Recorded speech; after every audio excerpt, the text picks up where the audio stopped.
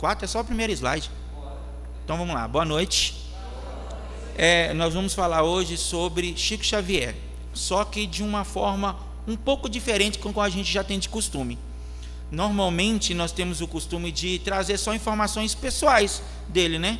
Nós vamos trazer sim algumas informações relacionadas a isso, e no decorrer do que a gente for falando, vocês vão entender qual é o contexto que nós vamos dar foco, que nosso grupo entende que é pouco falado e pouco explorado no meio espírita. Por mais que nós falamos das obras de Chico Xavier, ela torna de um certo pouco divulgada, né? E aí a gente vai falar mais sobre esse contexto como um todo, né? Desse homem, né? Desse cisco de Deus, como ele falava, que ele se mostrava, né? Que ele falava que se tirar o fran só ficava o cisco, né? E é o que ele utilizava, né? Que é o cisco do cisco que ele falava em relação a isso. Então nós vamos falar do cisco de Deus, que é o Chico Xavier. E para começar, agora a gente vai falar um pouco da missão de Chico Xavier.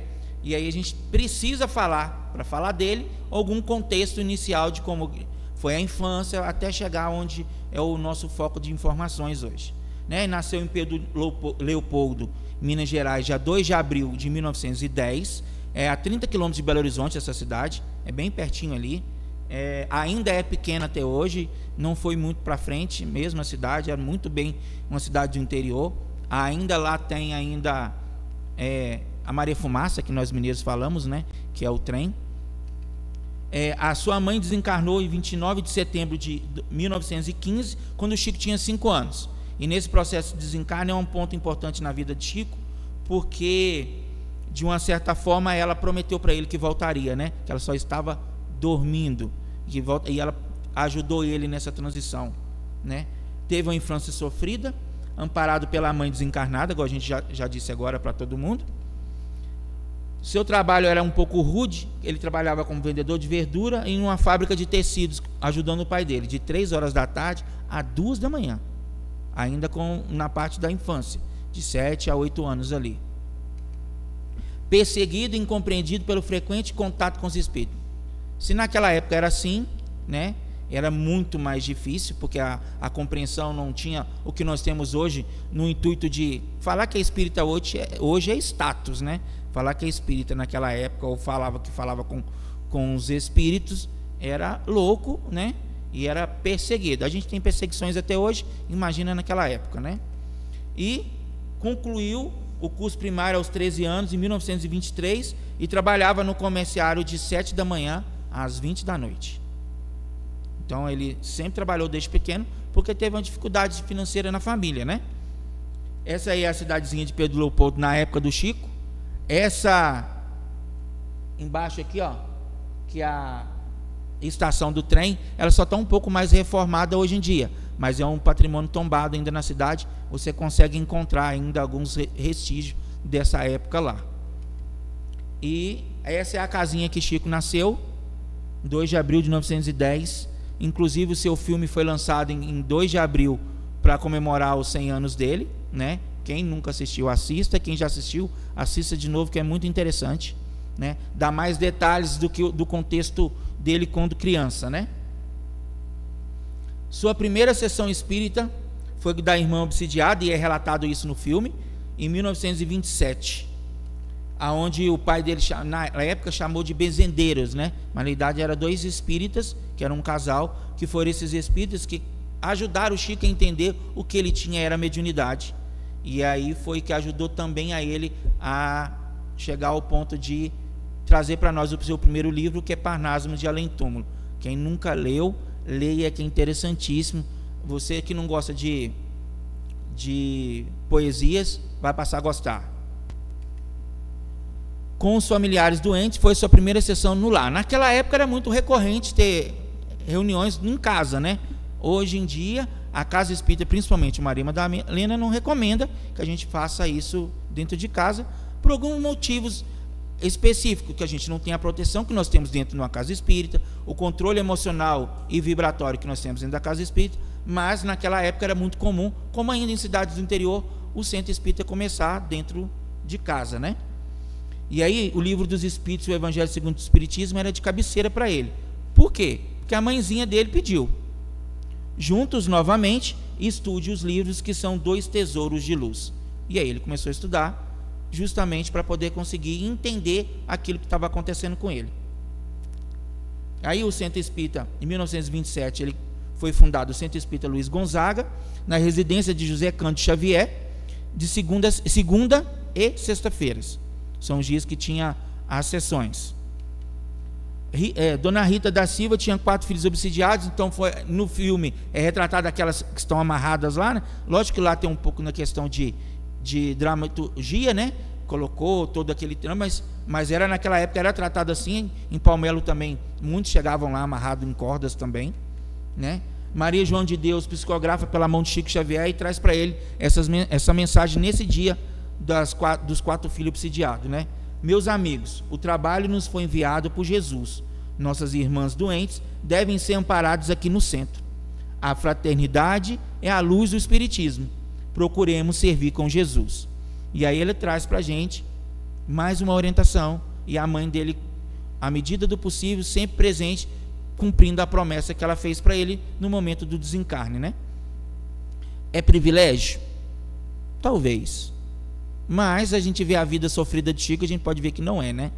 Era mais mérito, né, do que privilégio, e ele não é por ser Chico Xavier que ele tinha ser santo, né? A gente não tem que pegar o Chico e colocar num pedestal. Lógico que a gente tem que usar como exemplo, porque é um exemplo de ser vivido, mas a gente não precisa se tornar ele como um santo, vamos assim dizer, né? Porque ele tinha suas dificuldades, ele passou por inúmeras doenças, ele costumava brincar que ele era casado com a dona Angina, porque ele tinha dor no peito, né? Então, assim, ele tinha suas dificuldades também. E esse aí é o Centro Espírita Luiz Gonzaga, já um pouquinho mais moderno, né? Mas já era bem nesse edifício mesmo que ele foi fundado, e depois em Uberaba, né? E agora a gente vai entender essa imagem relatando como era a reunião, Emmanuel ali, né? Como sempre. Quem não queria ter um Emmanuel como comentou? Eu não, porque ele era meio bruto, né? Então, assim, é melhor os mansinhos, né? Mas ele sempre foi o que direcionou o Chico, principalmente trazendo as 3 regrinhas básicas, né? Deu disciplina, disciplina e disciplina. Chico trabalhou na Fazenda Modelo, cargo de escrituário, de 1º de agosto de 35 a 1960, e nesse período que ele trabalhou lá, recentemente ele foi feito um estudo no Ministério da Fazenda, e ele foi o único funcionário que nunca faltou. Ainda está lá no site do Ministério da Fazenda, quem tiver curiosidade pode ir lá, que ele foi até homenageado recentemente. Ele nunca faltou, né? Mesmo com o olho sangrando, como a gente viu sobre o relato, né? Ele estava lá. Era 6 quilômetros só da cidade, e quando ele se passa de Pé do Leopoldo para Uberaba, ele pede transferência para outra Fazenda Modelo lá também, então ele continuou nesse processo. É ali que Chico demonstrava seu amor pela natureza. Sente tudo, humaniza as coisas, ouve a voz do silêncio, e em tudo vê poesia e vida, verdade, luz, beleza e amor. Por mais sofrimento que o Chico tinha em sua vida, ele ainda sempre transportava e transmitia para as pessoas beleza, amor, carinho, e tirava dele do pouco que tinha para dar para as pessoas que necessitavam, né? Então, não é endeusar Chico Xavier, mas usar como exemplo, como superação, porque foi perseguido, foi criticado, ainda tinha seus vícios, né? Emmanuel fala para ele que Cristo foi para a cruz, ele foi só para a revista Cruzeiro, e foi pela vaidade dele, né? Por se envaidecer, ele caiu nesse processo. Aí ele ainda fala para Emmanuel: por que você não me corrigiu? Ele: para que você aprenda, que ainda a vaidade ainda era bem alta para ele. Tanto que ele era a única coisa que ele pedia, que Emmanuel não se intervia, né? Quando ele usava a peruca dele e tudo mais, ele tinha suas vaidades ainda, né? Essa é a Fazenda Modelo. Aqui a gente pode ver ele bem aqui, ó, lá na fazenda trabalhando. E aí agora a gente vem para a produção psicográfica de eleição em 2 fases. E esse é o nosso foco para a nossa exposição de hoje, né?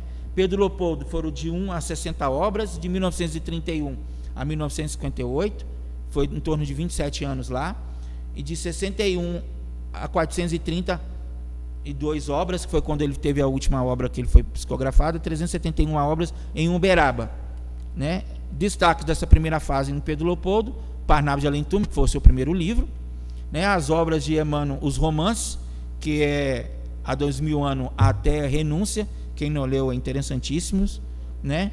Coleção de Humberto de Campos, depois trocou para Irmão X por causa daquele processo que a família teve contra ele, mas não ganharam, porque a justiça determinou que morto não tem direito a direitos autorais, né? Coleção de André Luiz, não foi todas completa lá em Pedro Leopoldo, porque a última que ele fez em Pedro Leopoldo foi Evolução em Dois Mundos, e aí teve uma sequência depois em Uberaba. Principais temas da primeira parte são esses, a gente não vai detalhar, é só para em título de informação mesmo para vocês, né? Fluido cósmico, corpo espiritual e alma, e dentro deles todos esses outros subtemas aqui. E aí é muito pouco divulgado em relação a essa parte informativa da parte psicográfica do Chico, né? Aí a gente tentou focar mais nesse sentido. E vamos lá. Aí são os temas na vida no mundo espiritual e as mensagens aos encarnados. Vida no mundo espiritual é a coleção de André Luiz, né? E Mensagens aos Encarnados são livros separados, atípicos de vários outros autores. E aí, em 2002, 30/6/2002, Emmanuel, bem antes disso, falava para ele que ele só ia desencarnar quando o Brasil estivesse todo feliz. E o brasileiro gosta de futebol, né? E dia 30/6/2002, o Brasil foi pentacampeão. E aí, nesse processo, 2 horas depois do Brasil levantar a taça, Chico desencarna. E aí a gente trouxe para que a gente possa entender que aí foi muito mais mérito e pelas suas obras no decorrer da sua vida apostólica, né, perante a Jesus e ao Espiritismo, que ele teve esse encontro. Quem foi recepcioná-lo, né? Joana de Anjos traz essa mensagem no dia 27/7/2002. E ao desencarnar, suave e docentemente, permitindo que o corpo se aquietasse, ascendeu nos rumos do infinito, sendo recebido por Jesus, que acolheu na sua bondade, asseverando-lhe: descansa um pouco, meu filho, a fim que esqueceres as tristezas da terra e desfrutares da inefáveis alegria do reino de céus, né? Então, que a gente possa usá-lo como exemplo, para quem sabe podemos ser recebidos por Jesus, né? E aí, boa noite a todos.